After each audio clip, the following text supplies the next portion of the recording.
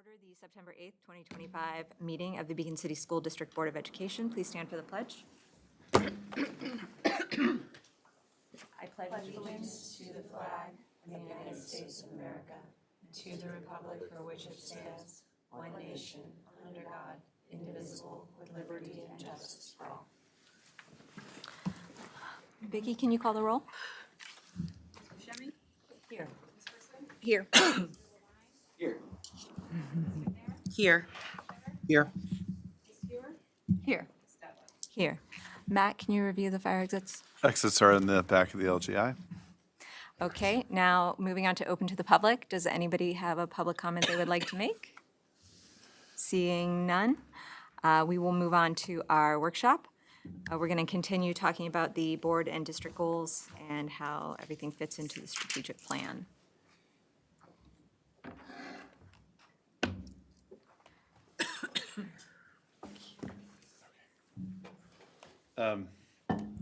Okay, so I made sure to not try to scare you all today when I sent the slides. We're only doing 6 slides tonight and not 19. But we just kind of kept them all together in case we needed to refer back.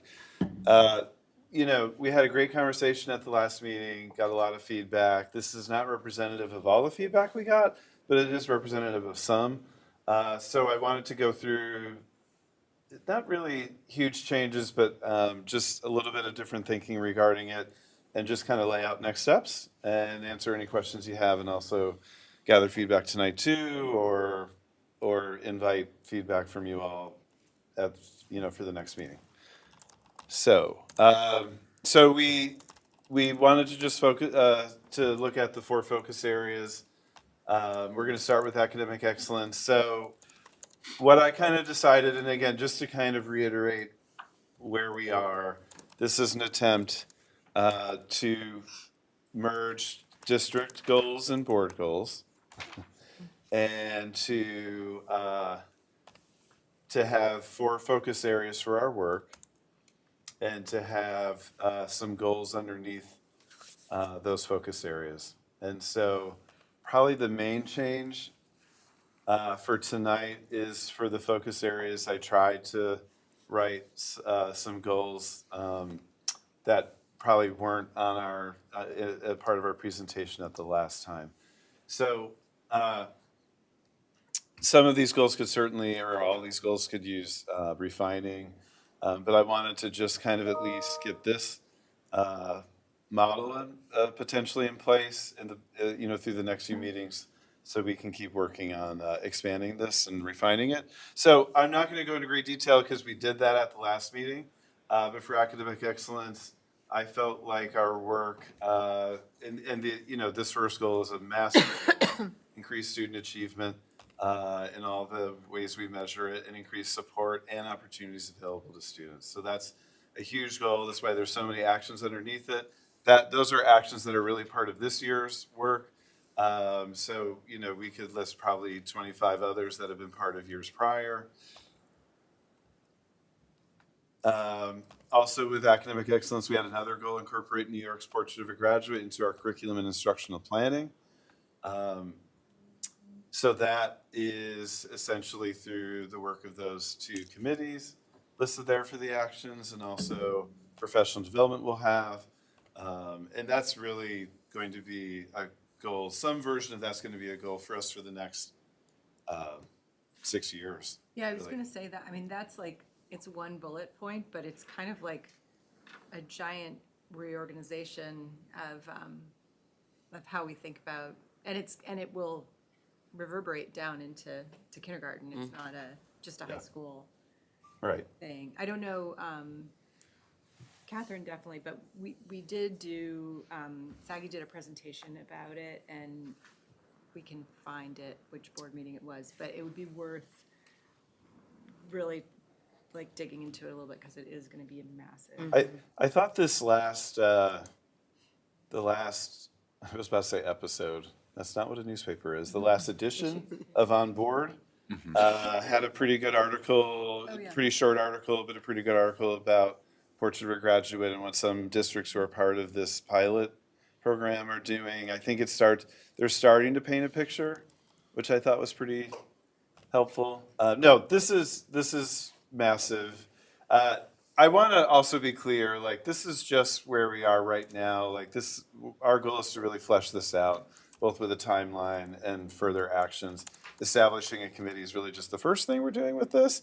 But we've identified most of the teachers. They'll be on the board agenda at the next meeting. We're going to start meeting in just the next couple of weeks. We're going to be building kind of a library of resources and go from there. And I think it will be part, Saggy can get more into this in future meetings, but it'll be a part of our superintendent conference days moving forward, part of here, part of our budget work. Like it's really going to impact every way we're thinking about all levels, as you said. I think, Chris, I'm not going to be able to quote you at all, but you said something about kind of like at the last meeting, you said something about each level sort of painting a picture of like kind of what a fifth grader should have as they're moving to the middle school, what an eighth grader should have as they're moving to the high school.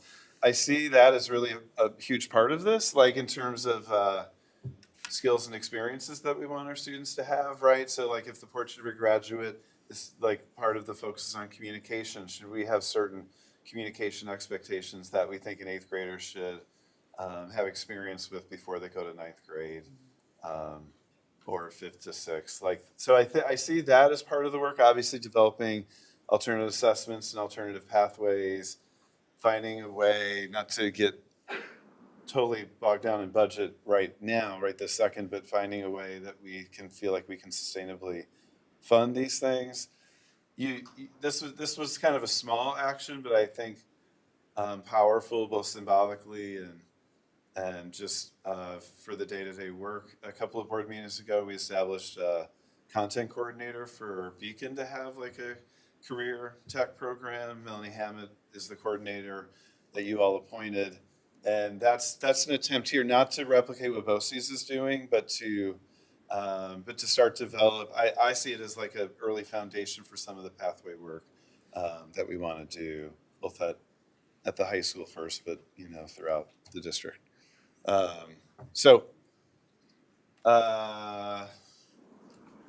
And then this is instead of having like a whole separate pupil personnel services thing, slide or focus area. To me, it made sense. Their work is really going to be embedded both in the academic excellence and throughout, but like you'll see it in the academic excellence and the welcoming and inclusive environment one. But this is a goal and actions that Heather and her department will be spearheading. So again, just going back. So this, like I said, that's like a massive goal. I looked at a bunch of districts' plans over the last 2 weeks. I've been doing this a long time. I think sometimes when districts say stuff like, we're going to increase third grade reading achievement by 6%, I'm not sure that really relates into like a change action in a classroom. And so we can certainly drill down and talk about current state with data, which we're going to do at the next board meeting on the 22nd. But to me, I saw a few districts that said we're increasing student achievement and we're increasing opportunities and support. And in a sense, I know that's very huge and global, but in a sense like that, I think maybe more meaningful to us in terms of actionable than like talking about percentages. Now, the principals with their staffs and with like the iReady data and other things are getting into that level, but I think at the district level, I want to be a little bit broader. But I'm totally happy to make changes or whatever. That was just my thinking and looking at other districts. So again, these were things we talked about at the last meeting. These action steps you've seen before for the most part. But what we wanted to do is, again, this is sort of this idea of merging district and board goals in these 4 focus areas. So just moving on. So this is a change. I've been thinking a lot about this one. We have these belief statements, right? That the district believes diversity is our strength. The district believes and implements a culture of care. So I kind of felt like, I don't know why this didn't dawn on me earlier, that to have a belief statement then be like a focus area maybe didn't totally make sense to me. So focus area, our next focus area would be a welcoming and inclusive environment. So the first goal is one that Heather created with her department, but that we all will own, about creating more inclusive classrooms and supports. And then the work in aligning and implementing the Positivity Project and Responsive Classroom, then expanding mental health supports at the secondary level. And so if in the next couple of meetings we feel like this stuff is making sense, we are going to try to fill in at least a beginning version of metrics and timeline for the next meeting or two.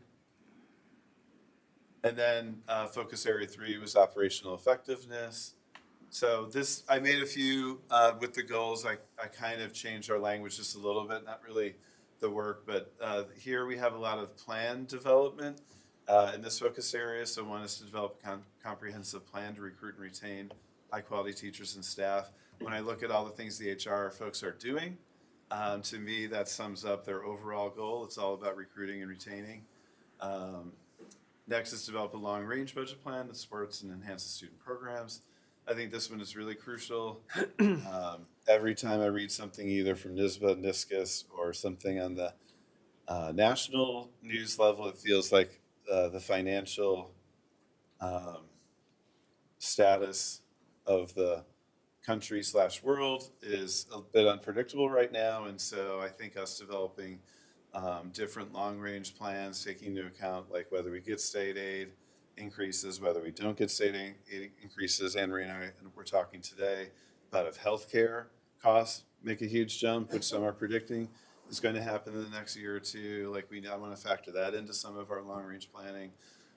So I really want to go beyond the waiting to hear what the governor and the legislature decide in April or May. I want to kind of play out different roles, and I want to start doing that soon. And then the last part is just a long-term facilities and capital project plan. We're already, even though we are just starting Capital Project 2024, there's things that are like, like we would need to do another capital project, like to expand the number of electric buses we do, like we would need another capital project to do that. So it's not that I'm trying to do a capital project, this year or anything like that, but I think developing like a long-term sense of when would it make sense that the next one be in terms of a vote for the public, and what are some of the long-range things we want to accomplish there. And then lastly, community engagement through communication. So the first one is develop and sustain diverse communication structures to cultivate and strengthen two-way communication. So we have an administrative team meeting in a couple of weeks. We're going to come together. Each department and school are going to have what their community engagement events will be this year, and then we'll share that with the board and the public.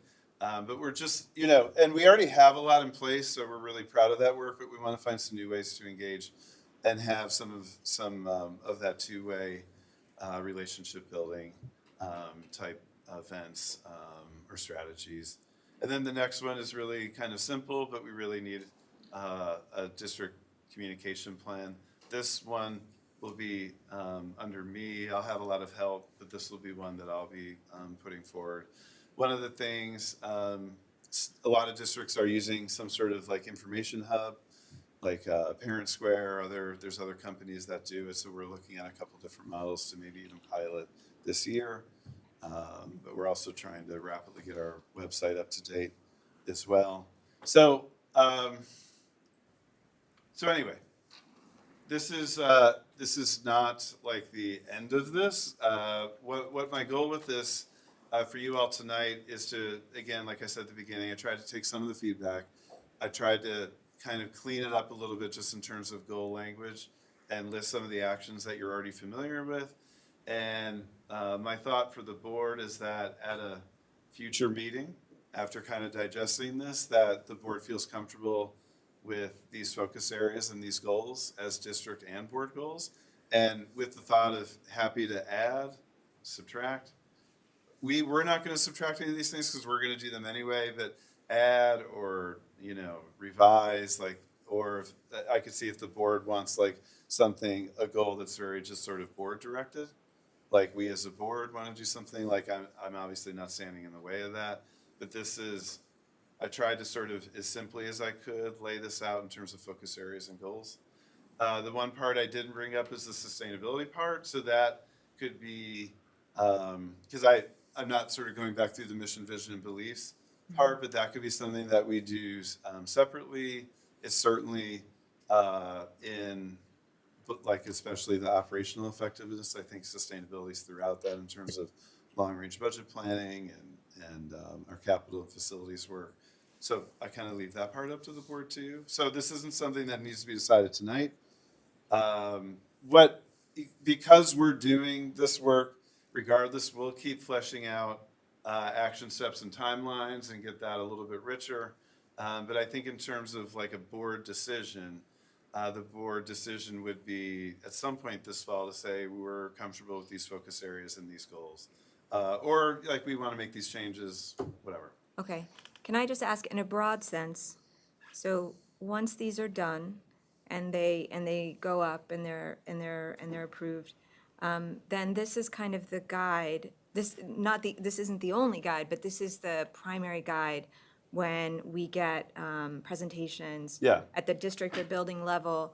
Anybody whose area like applies to one of these goals or actions, Yeah. they will be, they will be sure Yes. to report on. It's almost like we rehearsed this, but we didn't. The one thing I forgot to mention was just the next few meetings, September 22nd.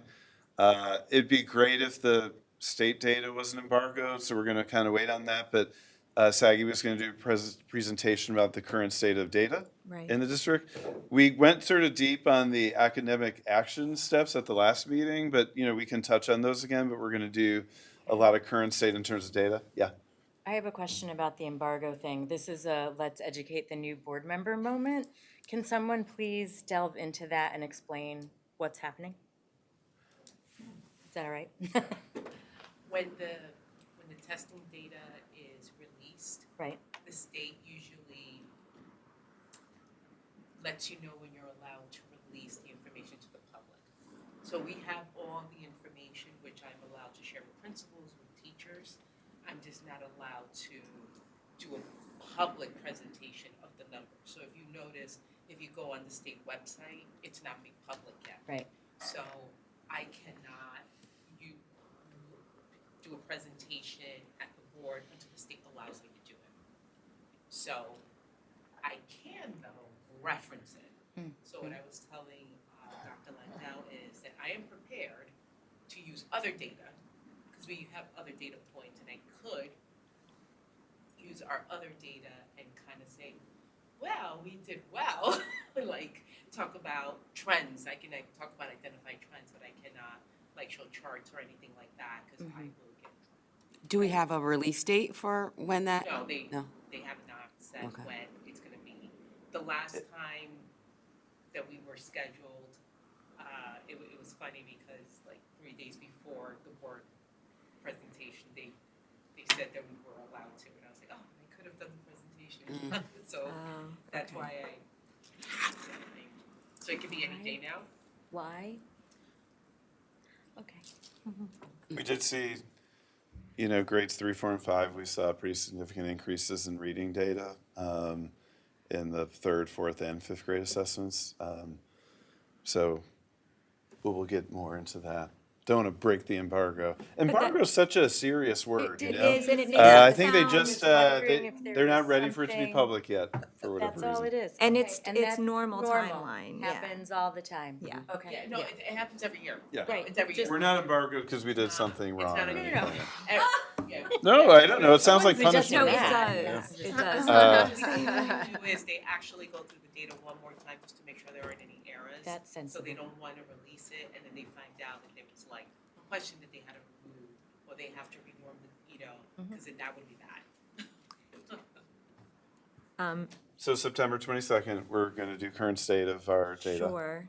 Embargoed or not. We'll figure out a way to do it. October, let's see if I can remember the dates of the October meetings. October 6th, Heather and the PPS team will do they'll talk about their work that's embedded in what I just talked about. They'll also go over their data as well. October 20th, Anne Marie will do just some initial presenting on the long-range budget planning. I sort of see that as like a regular occurrence at board meetings, not a one-and-done sort of thing. And the comprehensive plan for recruiting and retaining, John will share that at the October 20th meeting too. I should mention, just not as an aside, because it's really important, at the October 6th meeting, we also will have the audit report shared with the board. So the audit committee will need to meet before that board meeting. That's like 6 o'clock. Our auditor will be here, it's both at the committee meeting and at the full board meeting to go over the audit report. So those meetings will be focused on all of those departments and areas, kind of talking about exactly where we are with the work and some of the numbers behind it, get a little bit way deeper than these slides. And then I want to start, at least my thinking for right now is that we do one principal presentation a meeting. And we do those starting in November and go through February. And obviously, we're going to have to do some budget work in January and February, after the principals present. We'll ask the principals to present on these 4 areas as well and their work in their building and talk about their data. So the other part, I haven't quite gotten the timeline for this, but we want to start with these meetings with having short reports to the board from our different department heads or me, like with the communication plan, and those will be shared with the board like prior to board meetings. We want to create like a board, whether it's through board docs or just Google folders, one way or the other. We want to be regularly updating the board. And then I think the next thing I really want to be thinking about is then how do we infuse this into budget planning starting in January? So, and I'm both excited about that and also really, I know I need to do more research about just like ways to kind of do both long-range budget planning and also just prepping for the 26-27 school year. The last thing, and this isn't for you to answer tonight, but we were sort of going there at the last meeting, I think. Like if there's specific things we want to hear from specific principals, if board members will let me know, like before the high school presents or the middle school or one of the elementaries, we'd really like to know more about the schedule and the progression of courses, things like that. Just let me know. Like they'll focus on 4 areas and talk about their work that way, but I think we can also make them unique in terms of answering board questions that you have, that you don't have to just wait for the meeting, to ask. So I think I said at the last meeting, we want to do formal updates on this work 3 times a year. And so I'll develop a timeline for that. I don't want to, when I was a principal, there was a lot of school improvement work in the district, and some was super effective and some was not. I don't want to drown everyone in binders and papers and 50-page documents, but we want to do concise updates to the board and the public about where we are. And then lastly, I said this at the last meeting, I've shared this with my team. I really want to encourage the board to feel like they can just ask for like, where are we on this thing at a board meeting, and one of us answers, or it may have to be something that we get back to you at the next meeting on, but I want that free flow. We don't have to be so formal, so it's something when I was a deputy superintendent or assistant superintendent, I was used to, having to answer questions at board meetings. I want the board to feel like that's part of it too. So they'll be here at most of it, the team, and I want them to feel like they are here to answer questions too. So I know that's just kind of like a how we work together kind of thing. And then lastly, I've already kind of mentioned this, but I think at the last meeting, I really felt definitely the board wanting just more general information about things. And so like whether it's course offerings or enrollment data, things like that. So we want to just provide that kind of background data on a regular basis. So we'll talk about whether it's board docs or whatever, how to do that with the board. So it's just sort of stays in one place and you don't have to search emails to find it. And, you know, that you have some go-to places for that. But yeah, so the thing I'm really thinking on right now is I'm pretty familiar with how to do like the next few steps of this, but then really how to infuse this into a budget process that feels really meaningful and sustainable and long-term is something that I'm excited to do, but it'll be a learning curve for me too. So those are the next few meetings. I saw when I said one principal meeting, a board meeting, I saw a lot of nods for that. So with some of those, we will have to, once the principal goes, we will have to do some budget stuff like on top of it, you know, but I think, I think after the last couple of years, maybe doing one meeting, because they put so much into it, it just kind of makes sense. So I'm meeting with the principals in a couple of weeks and we'll work that schedule out. And then, you know, one other feedback loop besides data is, you know, stakeholder feedback. So I've kind of been in a rhythm of doing like a big survey every 2 years. And so we might look into doing, I know a lot of districts use Thought Exchange, which is, we did it years ago. It's a way to kind of gather qualitative data in kind of a more interactive way.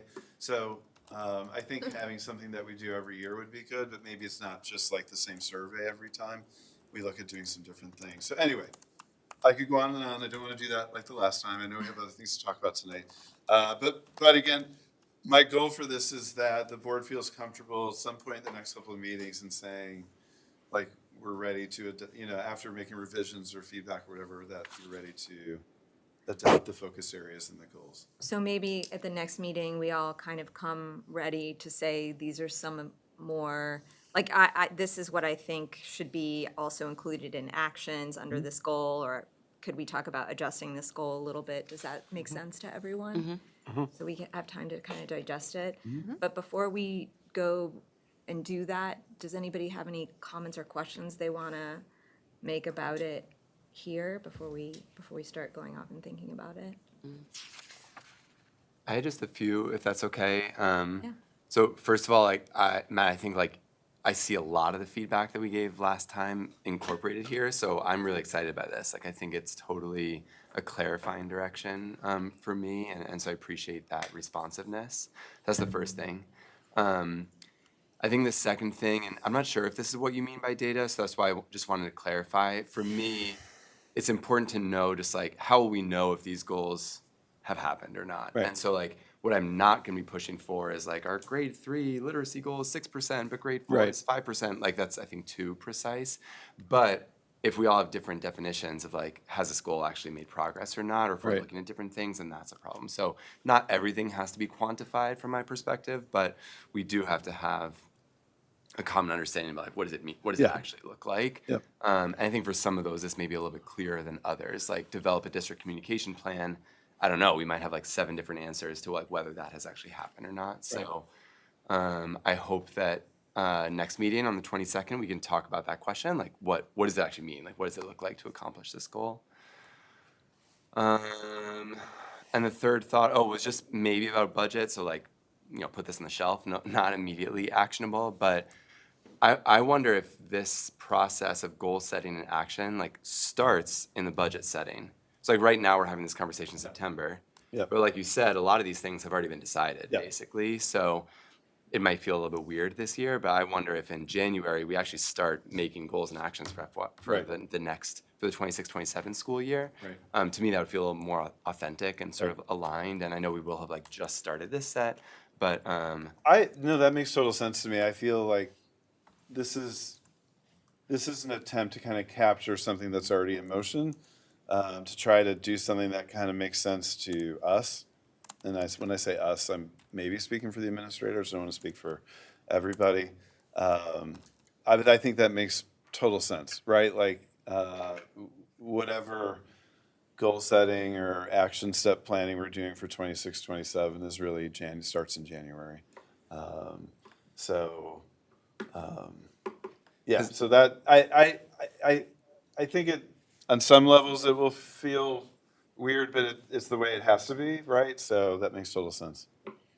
And I'm trying to take notes as I stand up here, so that's why I'm leaning down every once in a while. My handwriting is a struggle, so I have to lean into the desk. All right. Anybody else? Maybe jumping on to what Chris is saying, I know some districts do board retreat in the summer. A day, two, I'm not sure, I'm not saying how long, but, and that also could be a time to work on goals. I know sometimes they may get, you know, a facilitator or consultant to come in and kind of lead the work, so it's not put onto Matt and the team. You know, they get some assistance with that. And then, you know, it's more of a collaborative effort, of course, guided by the district office. So that could be something to consider, only because we know when January hits, it's going to be budget and all the other things. But maybe in the summer, it's a little bit more of a, Well, maybe we can do it twofold. I mean, Yeah. maybe part of it starts with the retreat in January, Yeah. and then it's carried into Yeah. like a longer one in the Yep. summer. Sometimes I think the summer is almost when we figure out. When I say we, I'm talking about the administrative group. It's like we kind of work on the process part. You know, like how are we going to do this? What are we going to do when like the various hurdles get in our way, and I think the process part's super important. But yeah, anyway, I think that makes total sense. In my sort of looking at all these different districts, I've seen some retreats where like a lot of administrators are with the board, you know, not just me and the executive team. Like that could be a way to think about it too. That obviously would be easier to pull off in the summer. Yeah. Than like during the school year, but or even beyond just administrative team, there could be like different union leadership and things like that. I think that would be one, like you said, it would be great to do with like an outside facilitator too. I mean, sometimes you could bring in like, you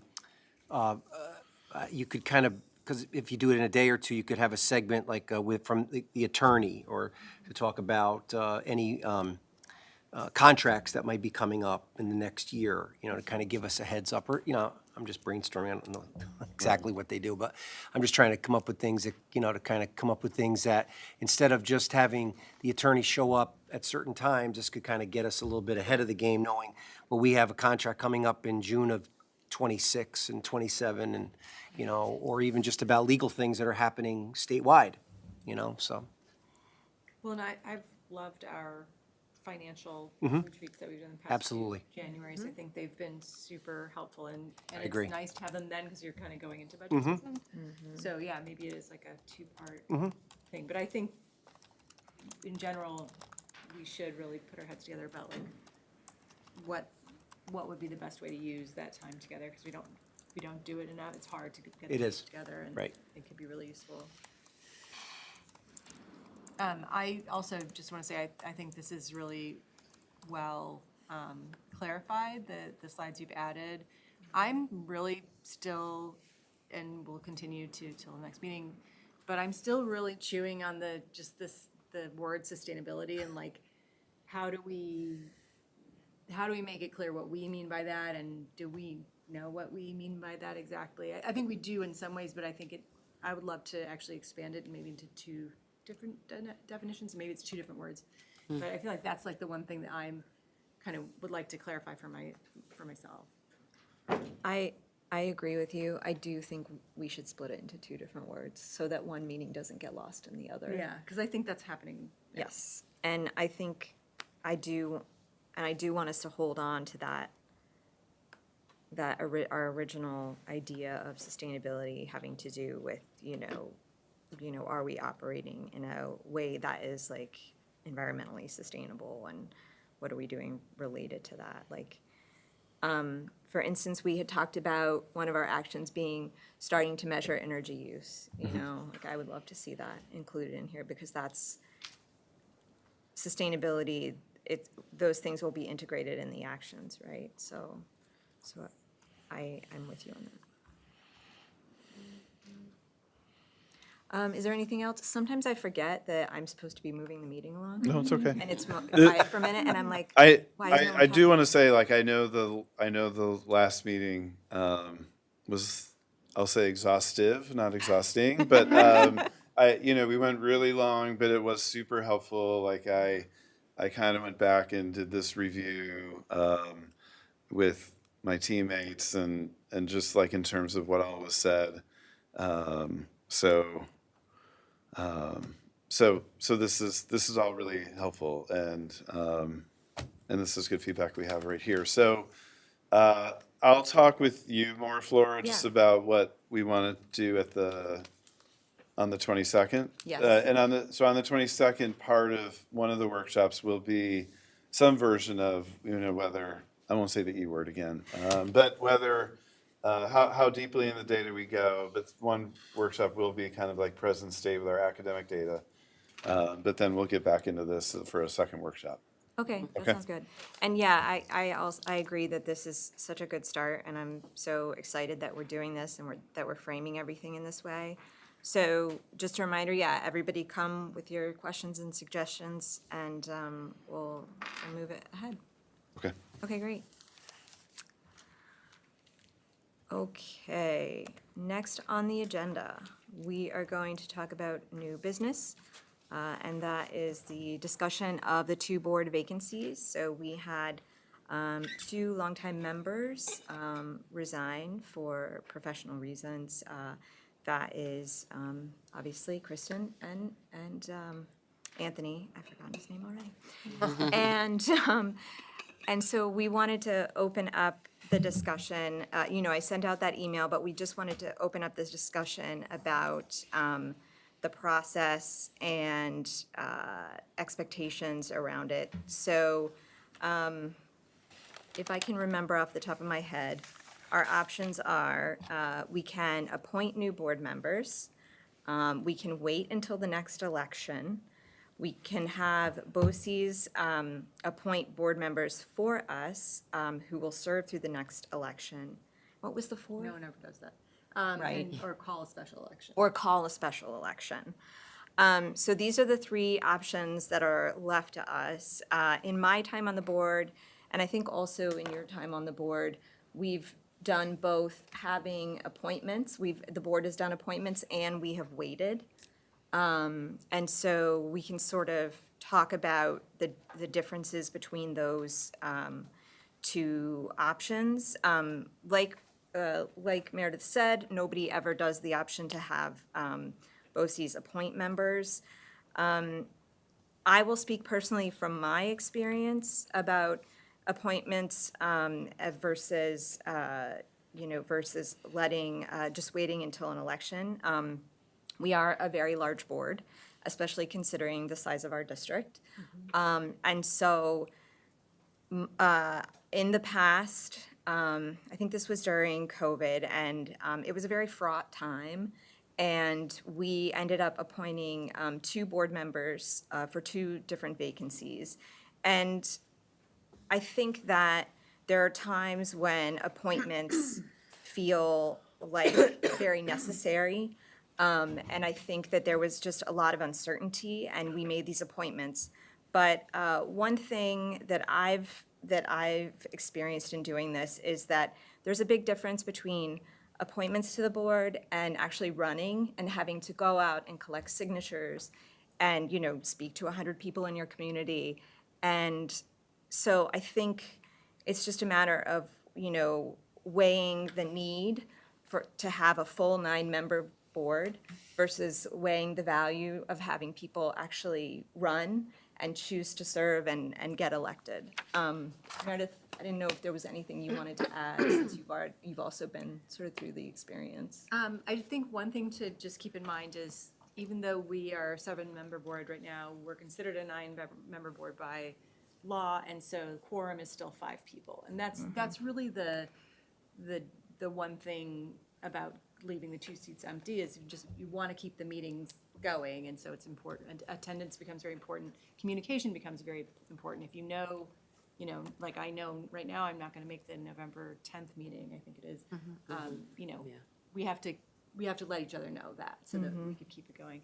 But yeah, I think that, these are tools available to us, and I feel that the times we appointed, that was the right thing to do. And the times we waited, I agreed with that at that point too. I think it's, as far as I know, we have received zero interest from the public in being appointed, which is its own data point. It's at the time that we did appoint, people had been paying attention and were really interested in participating. So, it's a heavy lift to join a board in general, and to join sort of in the middle of the year. You're already, whenever you get on the board, you're sort of entering this conversation that has been going on forever, and it's a big learning curve. So I feel like I would say at this point, we're not in the middle of a pandemic. Like, I would feel comfortable leaving the seats open, just because I think that we can function as a board until July 1st. Yeah, I would agree with that. The other thing I want to mention is it also changes the makeup of the committees. So, the Audit and Finance Committee and the Facilities and Operations Committee are now short one member. So if we did decide to move forward as a 7-member board, we would need people to sort of step up and take on membership in those committees.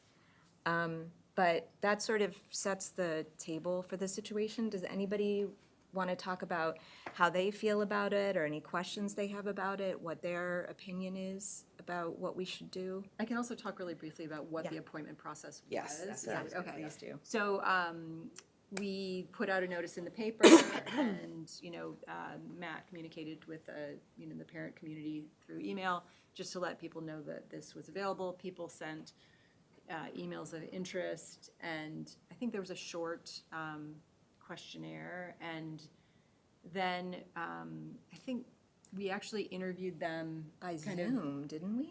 Weren't Well, the first time we did it in public. but, Okay. And actually, no, we were having meetings in public at that point again. We were in the Okay. theater. Okay, for some reason I remember interviewing people on Zoom, but. We may have, like, at the very beginning of it, but it was also in person. But anyway, the people who were interested came, and we, got to talk about why they were interested in being on the board, and we got to ask them some questions, and then we were able to deliberate about it in exec, and then we made our decisions from there. And then the other thing just to know is that whoever would get appointed would have to run again in May anyway. So they would have to get their signatures and get on the ballot for May. Their term only lasts until the next election. Right. Just to cover all of our bases, the special election part sounded real like, and not that. And that's, it sounds, I don't know anything about it, it sounds expensive. That's And so I just wanted to go into that real quick.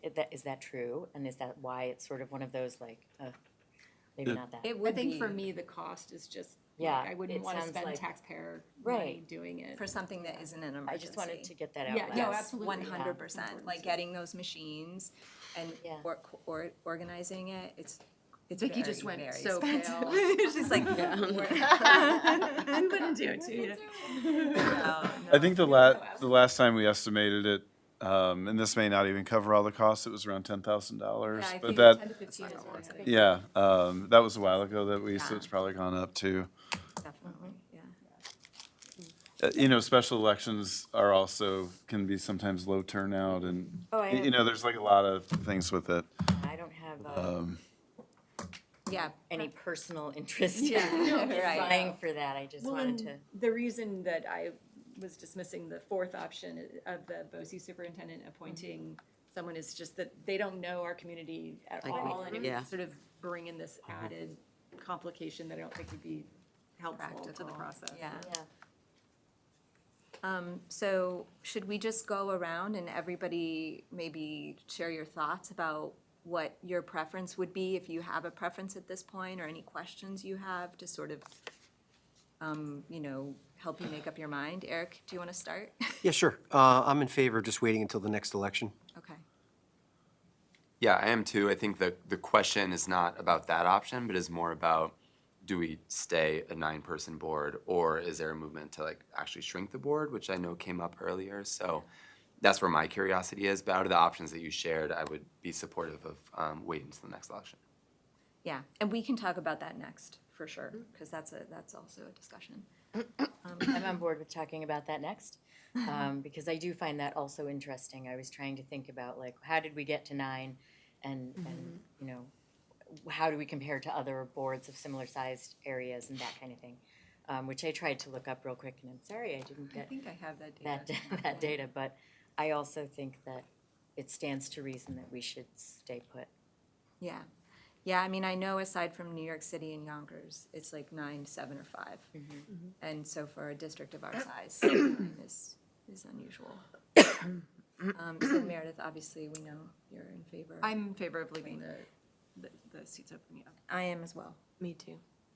I mean, if they've got to run again anyway, we might as well just leave it. Right, Yeah. okay. But I am interested in the shrinking of the size. Okay. So this is a discussion that's come up more than once. And based on my understanding, Meredith knows more about this than I do, probably because she has looked into this in the past and had advocated for it in the past. But essentially, it would be something that the public would vote on. So it would be in the next budget vote, and then it would apply to the following election, correct? School board election. So it would be voted on in 26, and it would apply in 27. And essentially what would happen is that year, the slate of candidates, the slate of open seats would go from 3 to 1. So only one of the board members who are up for reelection that year would be able to serve. So that creates a little bit of sort of uncertainty and strangeness in the way that And it's then done. and then- then does it even out to, There are who like won, 3 or- different configurations, I think, that you can do after that. It's like you can do like a 3-3-1 or a 2-2-3. Just But just in terms of the board's timeline for making this decision about what goes on the ballot, Right. I'm kind of looking at both Anne Marie and Vicky. The board would have to vote and hear about what goes on the ballot, and that would have to be by when? March, like the. So just so you have a sense, I'm a big timeline person with this stuff, so like, essentially, if this continued to be a topic or, you know, you're, like, the board votes on approves the propositions on the ballot in March. Talking about like late February would probably be optimal. Sure, but I'm just saying, like, that vote for what goes on the proposition would be in March. So you kind of, you know, if this was a thing you wanted to do, you could backward sort of map from there. yeah, I think we don't necessarily have to decide on that part tonight. I think it'd be worth giving it some thought. I will say, I was a huge advocate for shrinking the board, and I've sort of softened my position on it because our committees have become so much more robust, and there is a lot of work to do, and so you're sort of sharing the load a little bit more.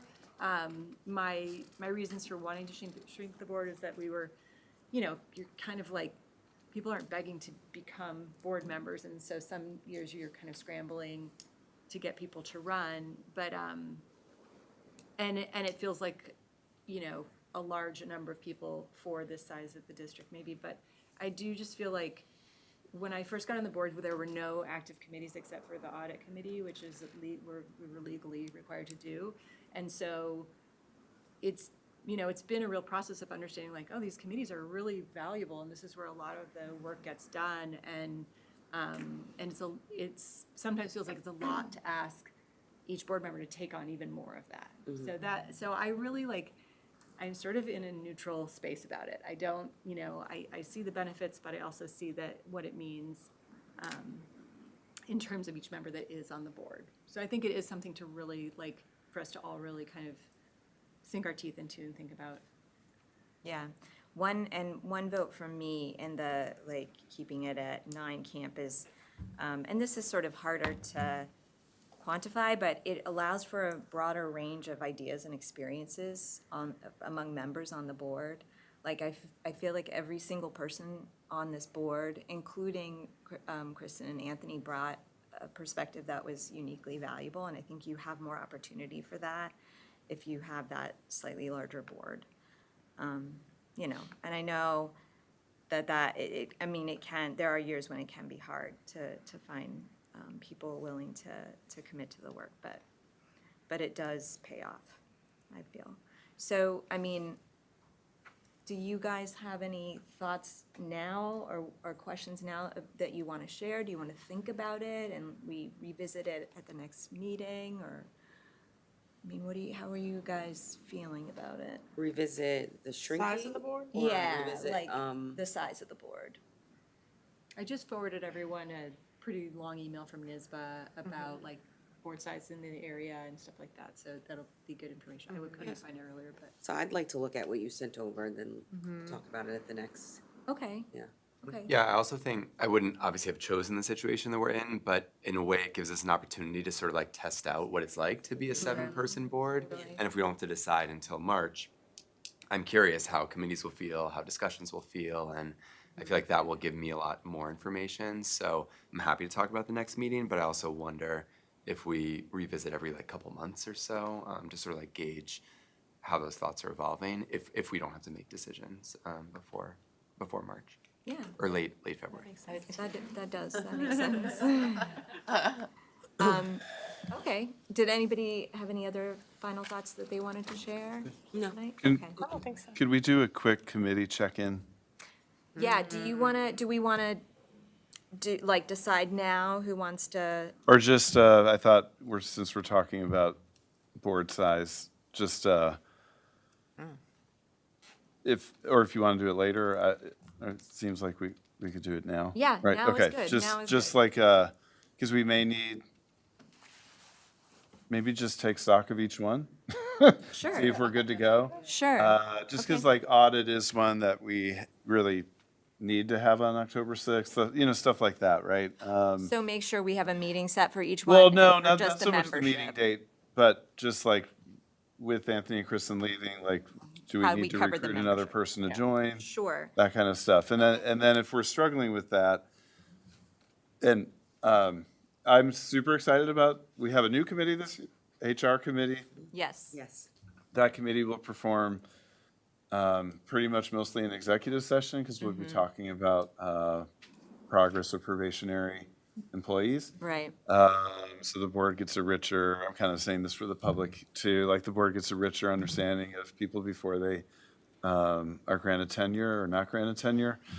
So that said, like if we're struggling to sort of staff with board members, all these committees, we could do the same function as that Right. with the whole board in different exec sessions where principals could come in, when they're here for their presentation and they could stay for exec and brief the board on their, I'm not trying to confuse things or anything because I'm really excited to start this committee. But if we're struggling to kind of cover them all, it could be something that the whole board does as part of regular meetings. I really like that idea, especially because since it is a new committee, it kind of gives us all a chance to be part of these new types of Or discussions. and whatever you all process. decide. I'm just sort of throwing it out there if we're suddenly like, some of you are like on 3 or Yeah. 4 committees or whatever. Like, I just want Okay. to keep things sane for everybody. Okay, well, we can go down the list. We can start Okay. with audit and finance. So right now, Eric and Chris are on the committee. Is there anybody else who would be willing or able to join? I'll do audit. Okay. Yes.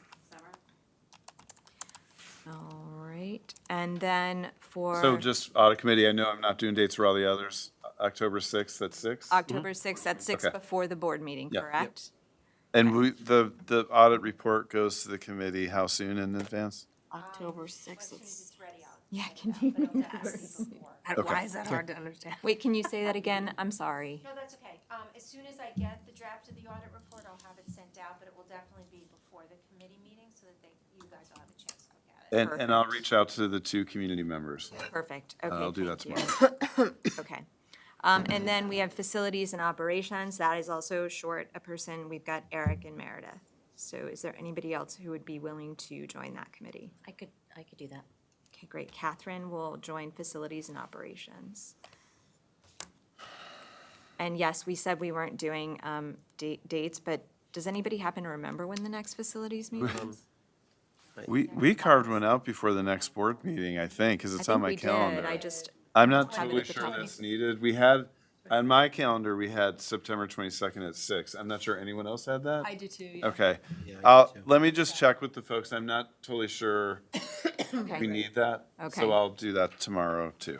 okay, so we're tentative for that date, but we'll know. When was the next policy? We have Or there not wasn't one set scheduled? We don't have one yet. No, Okay. Flora, Matt, and I are meeting on Thursday to kind of like map out policy, hopefully for sort of the year, draft calendar for the year. And then hopefully we can have a meeting like in the next few weeks. Yeah. So I'll be. So policy just is Meredith Levon Semra? Meredith, Levon, Catherine. Catherine, all right. Okay. And then for Prawl, we've got Meredith, Catherine, Semra. And I'm sorry, what committee is that? That's Public Relations, Advocacy, and Legislative Committee, which isn't a mouthful. We Yeah. never say it. And who's on that committee? Both of the, who's in the, It's Meredith, Catherine, and Semra. Okay. maybe we have those. And then we have the new one, Back to HR? back, like we usually do. Usually, yeah. Say that again. We have the new one, HR? Yes, so versus- that's everything else is, has a full, like, in terms of district committees and things like that, so that moves us on to HR, and initially, we had, Chris, Levon, and myself, but how does everybody feel about, Matt's proposal? Or- Well, before you, just, Yes, we would need someone else besides you. I have from reorg, that one I have Levon, Chris, and Semra. oh, HR?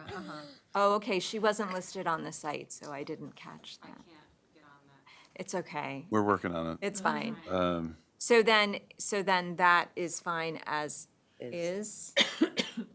If, I was just clarifying, because we would need 3 board members plus the president. Right, but if Semra is also on there, Samara, are you agreeing? Yes. Because the other option is we do it as an entire board.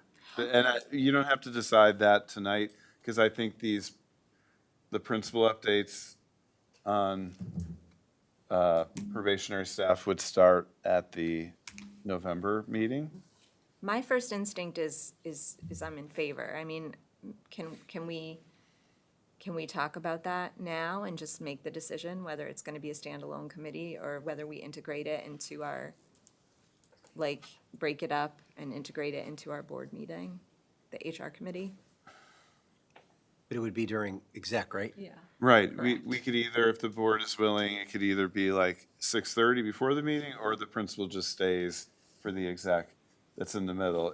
Depending on what other things we have for exec, it could make exec pretty long. So that's a downside. I was worried about sort of staffing everything. I'm a little less worried, honestly, now with covering all the committees, so doesn't matter to me. But it We're was- ready to it's a go cool either way. idea. What's that? But it's a cool idea. Well, no, if people prefer not to have it integrated, then let's just leave it as is. I mean, I wonder, like, so on a 7-person board, there would be 4 of us there. So the people who would not be on the committee would be Eric, Meredith, and Catherine. So I wonder if y'all have a perspective of, would you rather sort of like hand that off to the committee like we had previously discussed? Or would you rather keep that as like a whole board? Well, and The 4 of us would be there either way. I'm on, yeah, and I'm on all the other committees as well, so Right. there's always 3 missing, so, Yeah. yeah. I mean, I'm sort of interested in it just because it's a new committee and I don't totally know Yeah. what you're gonna learn there, so I wouldn't mind, and board members can go to other committee meetings and Yeah. you're sort of like, just not, That's- there is more of a, It's fine to do that. yeah. We could, maybe a way to do it is we keep it as a committee, interested other board members could come. Depending on the number of employees we're talking about, like we meet I'm just sort of looking at the board members before a board meeting. You know, the principal does that part, then they do their presentation, Yeah. you know? That's a good idea. Chris, is that a hardship for you? Can you make it at 6? Oh, yeah. I can make it work. It doesn't, I don't think we would need an hour for each one. It could be 6:30, like, you know, depending on, you know, the high school, Corey would have a longer list than an elementary, right? But the other part of the committee, you know, one of the main functions was to go over probationary certified staff before the tenure date from year 1 to year 4.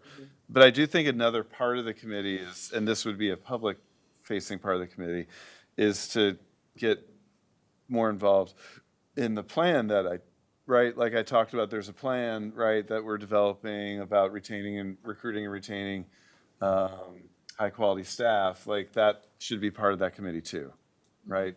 Like a discussion of where we are with that and whatnot.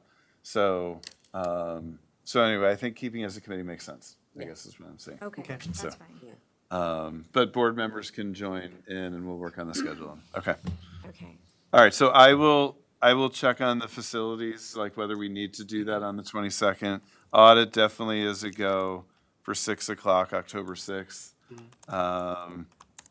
Policy, we'll have some possible dates by the end of the week. NHR, like I said, the principal part of it would start on November 10th, but maybe we meet like in October just to set some goals for the year or something as a committee, if that, and you know, I'll leave that up to you all. And then Prawl, maybe we just work on getting a date set for that one too. Yeah, just I'm to thinking target. there's some overlap between policy and Okay. members, so maybe we could just do both Both meetings. of at Okay, once. all right. Yeah. Do we, sorry, a couple questions. For audit, I know you mentioned for facilities, like doing lost track, but like having a meeting to like set goals, choose the chair. Do we want to do that for audit and finance too? It sounds like October 6th, there's going to be like business to discuss, so it won't be sort of like looking forward to the whole year. Would we want to do something, and I guess I'm looking at everyone, would we want to do something before October 6th for audit and finance? Just to, again, I know I'm the newbie on that committee, maybe Yeah. others are new too, but just to understand what the plan is, choose a chair, that sort of thing. I think that'd be great. Okay. It- So the question. I mean, maybe if we don't need to do facilities, maybe that's when we do before the 22nd, like 6:30 or Yeah. 6:15 or something. So do you want that- to let us know? Are you around? You're not around? I'm not around at 6 o'clock. Okay. So scratch that. Okay, But we'll figure it out over email. okay. Yeah. That makes sense. And then my only other question was just to check, our lovely colleagues Summer and Catherine just raised their hand. I think you're on 3 committees now, if I understand correct. So if that's good with you, that's great, but just like for equity, wanted to check if I'm that. okay with it. I wonder if there's any interest in collapsing prawl and policy into one committee. I feel like prawl is light. I think the only challenge with that is that policy is always pretty packed, like the sort of agenda for policy is very like set for the year. There's always policy work to do, and I think maybe now with the website going live and maybe work we want to consider on that, it's good to keep them separate, but just we don't meet as often. I mean, I don't Yeah. think that Prawl needs to meet as often as policy does anyway. Okay. I think Yeah, that's good. It kind of, I mean, Prawl has It been. feels really situational. It's responsive. It's very reactive. Yeah, to- yeah. Yeah, to like what's going on with Yeah. the state. Yeah. Budget-wise and things like that.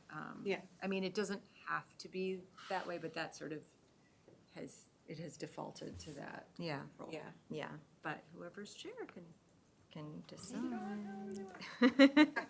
But yeah, so we'll keep it split for now, but I think it's less, at least in its current form, it's less of a commitment, I would say.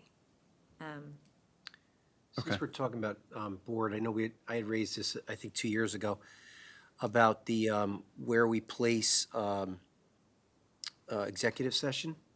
And I'm just wondering, just because we have new members now who might have more flexibility with their schedule, to possibly look at the idea of doing exec either before or, before the meeting, just so that there's a flow for the public at the meeting. But I don't know how that works with everybody's schedule. That's a good point. I mean, we could never do it because there's always Yeah. someone who is commuting in. Right. That's fine for me. That's fine for me. It's fine with me. I just feel like we often schedule committee meetings before the Correct. board too. So Change those. is that pushing? So like, I'm not against it. I would love, I mean, I don't have a vote in this, but the meeting flow, I think, would be great without Yeah, I agree with leaving in the middle. But we definitely need to do audit that night, but we can rearrange other committees. But that, I guess that's Well, we kind of could is up have to it you as all. like the default is to try to start the meeting at 6:30 for exec, but then, yeah, if there's nights where it has to be committee, we can still Yeah. go back to the other way. Yeah, But I agree, I mean, we wanted to change it for a really long time, and yeah, everybody's schedule wouldn't, Yeah, I there know. was someone okay running with on that. the train. right. Right. I think it's just better for the public, but. I agree. Yeah, it makes things easier. Speaking of the public, since all of these are public meetings, when we do whittle down the schedule and firm it up, where is it that people are able to find out when they are? The committee meetings? Yeah, They're in the district calendar just on in the the website. calendar, are they?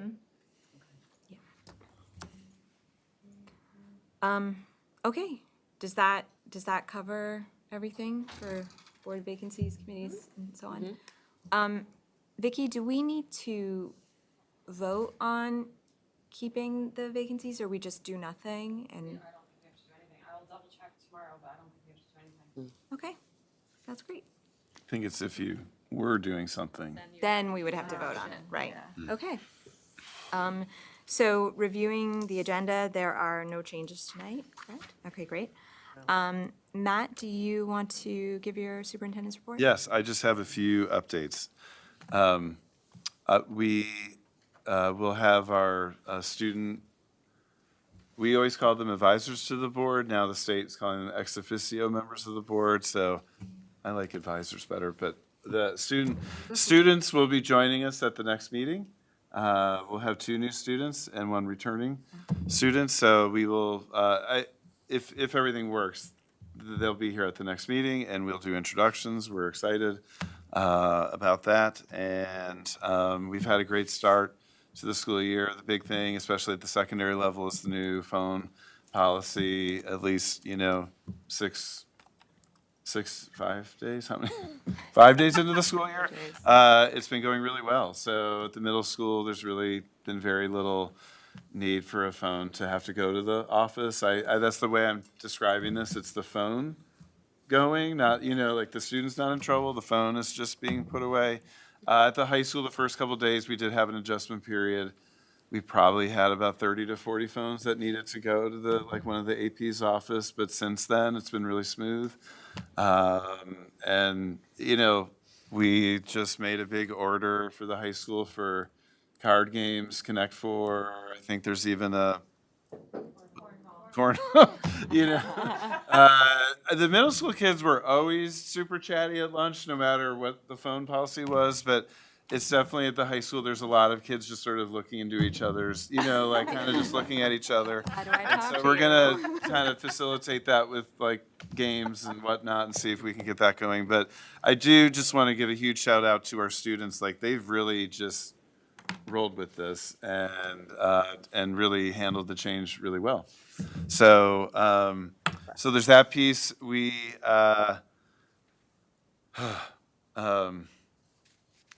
I had some other things, but I think my head's swimming from all the conversations earlier. But we've had a great start, and just a huge thanks to all of our staff. It's such a huge effort to get ready for the students, and just seeing how much goes into it from every single employee. It's really amazing. Do want to give a sort of separate shout out to members of the Glenham staff. While we had what we'd like to think was minor capital project work happening this summer, there were some delays. And so some teachers were getting their rooms ready over Labor Day weekend for the kids on Tuesday. A lot of our custodial staff was working all that weekend. Like, we had a lot of folks who were changing their Labor Day weekend plans to get ready. But Glenham looked great for the first day. They're going to be like kind of making up some of this work on night shifts over the next few months. It was some casework that they need to redo. We have temporary casework in right now. Again, the work itself wasn't a huge deal, but the effort of all the people to get things ready for the students was amazing. So I just want to give all those folks a shout out for dealing with that. And Cassandra Orser for kind of orchestrating the whole thing was amazing. So, anyway, but really excited to have kids back, and all of our sports have been going. What's the app for sports, John? RST? RST, but I think they're in the midst of changing it. But We'll publicize the app. There's a great app that, like, even if when a game is changed or rescheduled, like, it's updated on the app to keep track of things. But all the fall sports are in full gear already, so that's exciting to have all that to go to as well. Great. That's all I have. Okay. Catherine? Nothing. Okay. Summer? Just mirroring that excitement for the school year starting. We've been off to a great start at South and at the high school, and I've heard a little bit of feedback about the phone policy, but overall sounds good, even coming from the students that I've talked to. Yeah. Yeah. Thanks for all the hard work. Chris? No comment. Levon? No comment. Eric? So just two things. Being out and about this last weekend, I guess school taxes went out, and I've been hearing a lot kind of negative about the school, even though I don't think it's really us. I think it's a lot more with the assessment. And I'm just wondering if, and I know we spent so much time on it, but I think we're getting a lot of the negative publicity on many people got significant increases to their school taxes. I'm wondering if there's a way of kind of showing how it happened with, like, I don't know, like maybe somebody that works in the district and lives in the district and can look at a tax bill compared to the assessment, compared to the levy rate, and, to kind of see that based on I think it was the presentation you gave last or 2 weeks ago, it really wasn't the fault of the school, it was more dependent upon the assessment. So just to throw it out there as a thought, because, we don't want that to be out there when they vote again in the spring. So just, that's one point. The other thing I just wanted to bring up as maybe a topic of discussion at a next meeting or a future meeting is the idea of introducing school resource officer possibly at the high school. Just to get board feedback on if we think that's a thought. I believe the schools are very safe. I'm not saying that there's a need for it, but I'm just wondering if there's a way of just, to have it there as a proactive way of just trying to be even more safe, I guess, if that's the word. I know that most districts have an SRO, whether it's through the sheriff's department or a local community law enforcement. I know sometimes the police department is able to fund some of that, so it's not all dependent upon the district in regards to the funding of that officer. And it also could be, I know sometimes we have struggles with the hiring of our security staff. It's a constant, guys, and men and women, they get hired, then they leave, or they're part-time, and they go full-time, back to part-time. It's just not a lot of the same people, that by adding a SRO might then call for not as many security officers needed, because that person might take their place to a certain extent. I also thought that if we had one at the high school, that person could also be dual at Rombout, since they're right across the street. And it'll also be available to the other schools if necessary, because they're all close, other than Glenham, which is in the town of Fishkill. But I don't know, just a thought that I had, maybe just something we could put on for either the next meeting, depending upon the agenda, just prior to budget season and just to see what people think about it. Thank Okay. you. So, Matt, does that make sense to put that on as a discussion item at the next meeting, or what would be the Sure. best? I mean, I think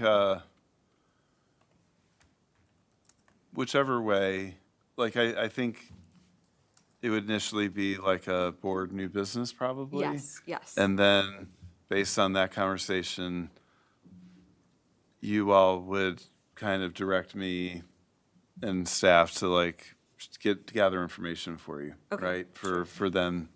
For a meeting further down the road. Sure, right. Or meetings plural. So I think, yeah, the way I would see it is like board new business.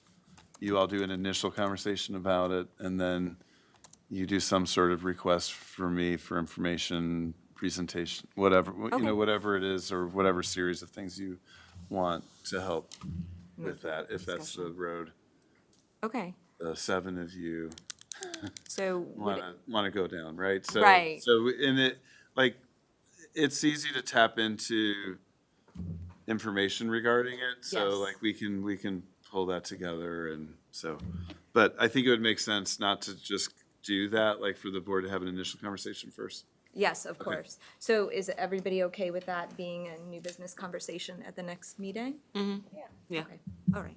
So yeah, let's make that, put that on the agenda. Okay. That's it for me. Thank you. Okay, thank you. Meredith? Just quickly, I emailed everyone, I don't know if everyone gets this or not, but the NISBA resolutions came out today. And this is something that we, as a board, I'm the representative for this board. So a representative from the board goes, it's an online voting process in October. And so I just wanted everyone to take a minute to read through there. There's like the resolution that the district put in. We didn't put any resolutions in this year. And then NISBA will give an opinion of whether or not they would support it themselves. And they also have added in the last couple of years a DEI committee, and they weigh in also if they would support the resolution. So normally we pretty much agree with NISBA, but I think it would be important for everyone to look at it. If there's a particular resolution you want to talk about, what we would, if you don't support the NISBA response, we should talk about it and see if we as a board don't, and then I would vote against it, or for it, or whatever they, however it goes. So take a look at your email, and I think the vote is October 16th, so we would have to do that at the October 6th meeting, have a discussion about it. And that's all. I'm glad we had a good start to the year. Okay, thank you. Yeah, so welcome everyone back to school. My children were initially not excited, but they're already really into it, and so that is a testament to everyone at the middle school and the high school. I wanted to mention, Vicki already did a great job of communicating this, but the NISBA conference is October 23rd through 25th in NYC. I'm going this year. If you've never been, or if you're wondering, what it's like, it's actually a really great way to not only meet other board members in the state, but they have a lot of great panels, and it helps you learn about issues that other districts are facing, but also how they're solving for those issues.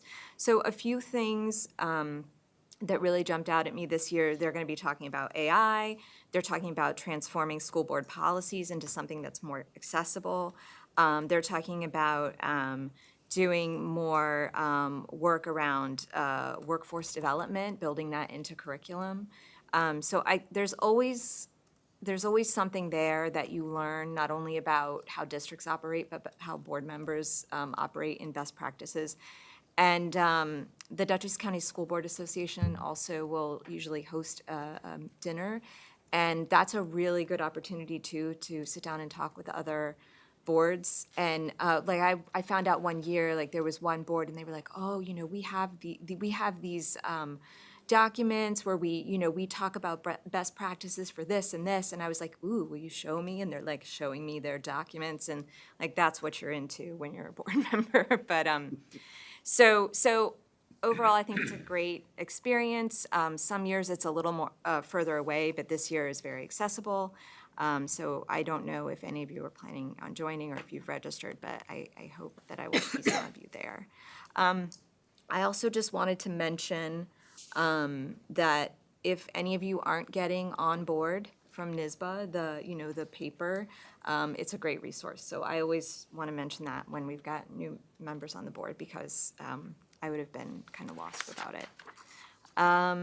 I also wanted to mention that the Lower Hudson Education Coalition, the LHEC, they just released a link to their annual survey, and I'll forward it to everyone in case they didn't get it. LHEC is an advocacy group. They're very well resourced, and they have an increasingly broad reach. They're now Dutchess, Rockland, Westchester, Putnam, and Orange County. And I just find that their work, and they also have sort of these really good voter advocacy tools. And often in our own advocacy, we've ended up just linking to them because they've done so much of the great work. And so I would encourage you to take their survey and when I send it to you. The last thing I wanted to talk about was the September retreat that I had initially mentioned. So my initial plan was that we were going to complete the super eval and then use that to drive the conversation. Unfortunately, and this is a learning curve for me, that portion of it has closed because a new year has started. So I know that we've been talking about different kinds of retreats that we want to have, one in January and one in the summer, and what we want to cover. But I still think there's a lot of value in doing this retreat, and I think what, we can go into this and we can talk about Matt's goals for the year and what, successful, leadership success looks like. And then we can use that to set up the annual goals and competency selection and super eval. And basically what that is that will set up, and I know this is all granular, but it will set up part of our assessment that we will do later in the year, both for ourselves as a board and for Matt as superintendent. And so I think this is really helpful because we're kind of starting from the ground up in looking at this. And so we can kind of talk about, it through the lens of, hey, we just set up these goals and these actions, and here's what that looks like from a leadership point of view. But we can also talk about some of the other elements that are involved in the assessment, like, communication, relationship to staff, relationship to the board, et cetera. The biggest thing is that we're all in the room together, and this is the easiest way to set a date. So we were thinking late September, early October. I think given the timeline for the strategic plan and the goals, I think early October sounds best. And Matt, I know you've got the NISCUS conference the 29th and 30th anyway of September. So October 13th, even though it's a holiday, we can still do a retreat. And since it's a Monday when people usually have that time blocked out, could we do that? I can't tell by your face if that's not a good idea. It would be good to maybe not do it on that day. Okay, that's fine. That's fine. That's fine. But does October make sense? Mid-October, late October? Matt, in terms of the flow of Yes, everything? I am good. Okay. It's my So, birthday on that day. what's that? It's my birthday on the day you recommended. Oh, you I'm not told a me big that, and person I for that, but- totally forgot. I'd bring you a I cake. really don't want anyone to remember. No, that would be- But, That would be weird. I think it would would be be- really weird. No, I just, I totally expect, left my you brain. know, the family then. celebration will be lasting all day that day. I'm just kidding. Obviously. Well, so do we want to look at later in that week? Does that make sense? My celebrating will be done. By Tuesday. I'm just kidding. People know I never talk about my birthday. I know, and I just forced you to.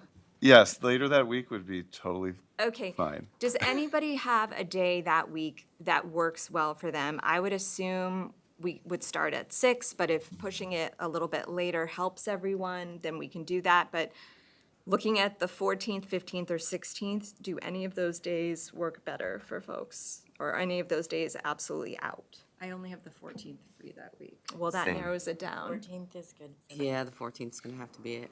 Precious. Semra, is Oh. that- I'm in the city Tuesday, Wednesdays, and Thursdays, and will not be here until 7, so they're all bad. Would you be able to do it at 7, or is that like? Yes, and just be a few minutes late, maybe? yes. Okay, then why don't we push it to I could do that. 7? And then what do you think, like 2 hours? Yeah, it's great. 7 to 9? Knock it out. We did it. We set a date and time. Okay, so we are doing this October 14th. Make a note, it is the day after Matt's birthday. Bring any leftover At cake. 7, yes, we will get a cake this time. At 7 to 9. Okay. Will we do it here or at the? We usually, I think we here- started here doing it works. here, yeah. Okay.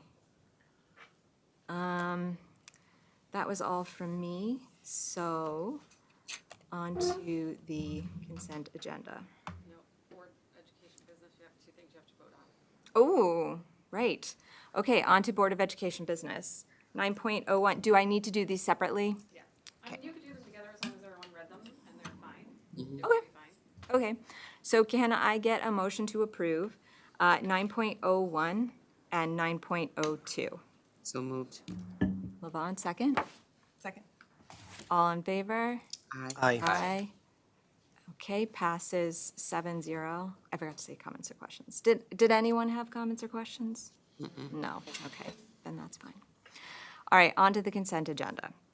The use of the consent agenda permits the Board of Education to make more effective use of its time by adopting a single motion to cover these relatively routine matters which are included.